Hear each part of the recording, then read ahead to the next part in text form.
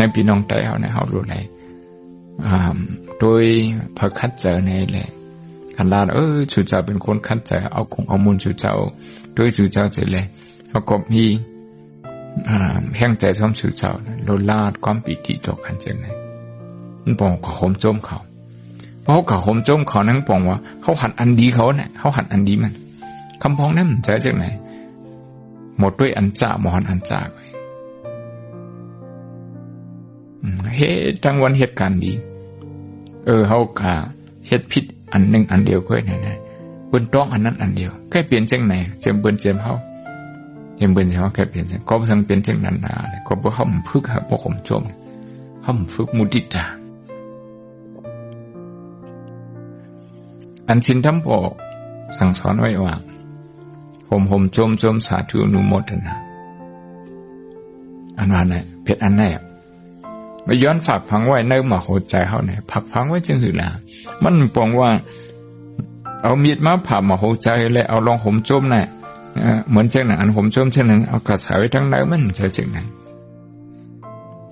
ลองห่มโจมเนี่ยที่ไรให้จึงภาวิตาพหุลิกถาเนี่ยที่ไรคำวนลองมันวนลองมันก็เป็นนั้นที่ไรวนจึงหือนะพอกันในตื่นมานะอย่าไปห่มลูกพอตื่นยาวนะปันข้าวยามตัวก็มอให้3 มินิก็จะ5 มินิ3 มินิเนี่ย3 มินิในกำพอตื่นมา3 มินิเนี่ยถอยใจลีงามถอยใจเข้าถอยใจออกให้คำนั้นขึ้นข่าววนด้วยขึ้นการอันเขาคัดใจเฮ็ดไม้เลยออกมานั้นเป็นการมันข่าววนอันนั้นพอวนจังไหนแน่ออกแอกมี2 หอยแน่ออกแอกอันโมหมจุ้มเลยออกตั้งอันโม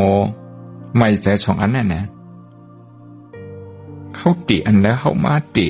ออกแอกอันโมหมจุ้มแน่นะออกอ่อนโมหมจุ้มเขามันเหตุการณ์ไหนเขามันอ่อนโหน้ำหนาเพราะมันอ่อนโหน้ำหนาแน่ๆผ่ายป้ายทรายเขาผ่ายทรายที่เขาว่าออกแอกอันโมหมจุ้มแน่มันเพราะจะเอ็นแห้งนำป้องเหตุการณ์โอเคอันอันหมอไม่ใจอันหมอจะล้ำได้ซ้ำมันจะเอ็นแห้งนำนะก็พูดนั่นแน่ก้นโก้ดังแน่เพราะมันจะล้ำมาเห็น1 ชั่วโมงนะเพราะ6 คำมามันช่างไหนมันมันบ่อยนะก็อันโจมตั้งชั่วโมงนะตั้งวัน1 ชั่วโมงนะคนก่อนนั้นพอ6 คำมานะเอ็นแห้งในดึกเดียมก็เบื่อสั่งในมุติตานะมันพอเจอแห้งตัวแห้งใจมันเหตุการณ์อะไรนั่นนะมันเหมือนสิ่งหนัง6 การไหนตั้งไหนมันเปียงดีนะ